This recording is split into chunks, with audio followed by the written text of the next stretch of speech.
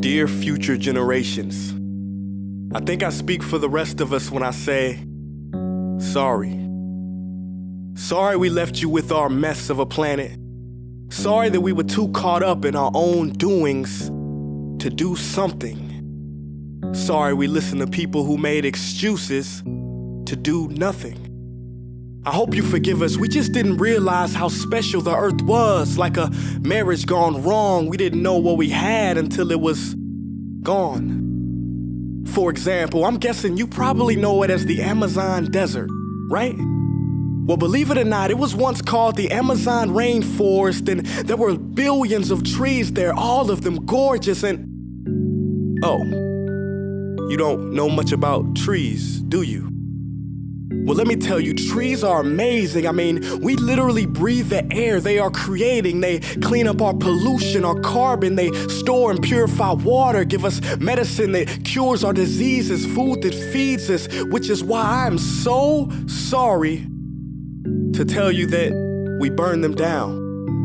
Cut them down with brutal machines, horrific, at a rate of 40 football fields every minute. That's 50% of all the trees in the world gone in the last 100 years. Why? For this. And that wouldn't make me so sad if it weren't so many pictures of leaves on it. You know, when I was a child, I read how the Native Americans had such consideration for the planet that they felt responsible for how they left the land for the next 7 generations.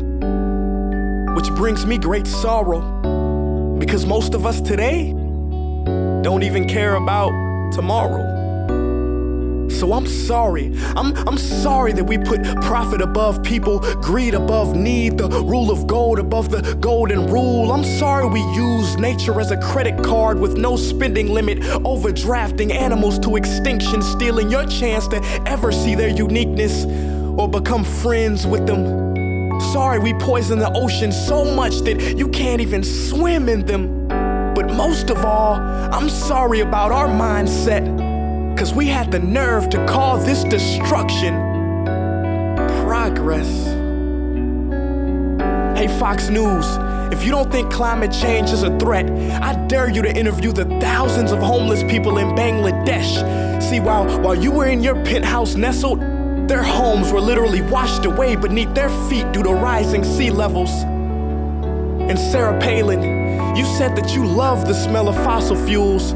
Well, I urge you to talk to the kids of Beijing who are forced to wear pollution masks just to go to school. See, you can ignore this, but the thing about truth is, it can be denied, not avoided. So I'm sorry, future generations. I'm sorry that our footprint became a sinkhole and not a garden. I'm sorry that we paid so much attention to ISIS and very little to how fast the ice is melting in the Arctic.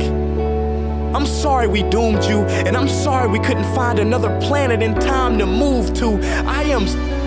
You know what? Cut the beat. I'm not sorry. This future, I do not accept it, because an error does not become a mistake until you refuse to correct it. We can redirect this. How? Let me suggest that if a farmer sees a tree that is unhealthy, they don't look at the branches to diagnose it, they look at the root.